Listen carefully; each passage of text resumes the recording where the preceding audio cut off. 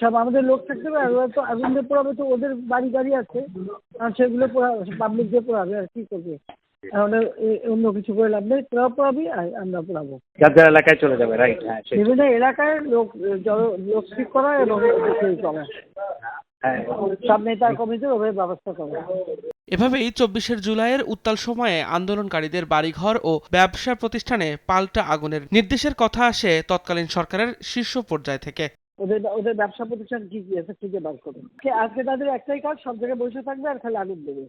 ১৯ জুলাইয়ের ফোনালাপে হাসান মাহমুদের সঙ্গে কথোপকথনে শেখ হাসিনা বলেন, ওরা আগুন দিয়ে পোড়াবে তো তাদের বাড়ি গাড়ি আছে, এখন সেগুলো পাবলিক দিয়ে পোড়াবে, আর কি করবে? এরপর তিনি বলেন, এখন অন্য কিছু করে লাভ নাই, তোরাও পোড়াবি আর আমরাও পুড়ব। ফোনালাপে সাবেক পররাষ্ট্রমন্ত্রী হাসান মাহমুদকে শেখ হাসিনা বলেন, আন্দোলনকারীদের উপর পাল্টা হামলা চালিয়ে যে কোনো মূল্যে পরিস্থিতি নিয়ন্ত্রণ করতে হবে। জবাবে হাসান মাহমুদ ইটের জবাবে পাটকেল বা টিট ফর ট্যাট বলে সমর্থন জানান। প্রসিকিউশন বলছে, ওবায়দুল কাদের, মোহাম্মদ আরাফাত, যুবলীগ, ছাত্রলীগের শীর্ষ নেতা সহ ৭ জনের মামলার বিচার একেবারেই শেষ পর্যায়ে।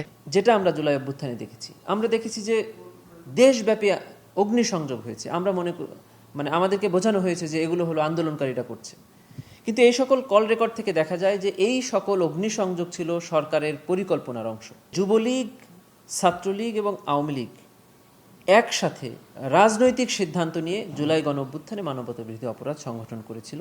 এ পর্যন্ত জুলাই আন্দোলনে মানবতা বিরোধী অপরাধের ৬টি মামলার রায় হয়েছে ট্রাইব্যুনালে, আরও বেশ কয়েকটির শুনানি শেষ পর্যায়ে। দিন মোহাম্মদ সাব্বির, সময় সংবাদ, ঢাকা।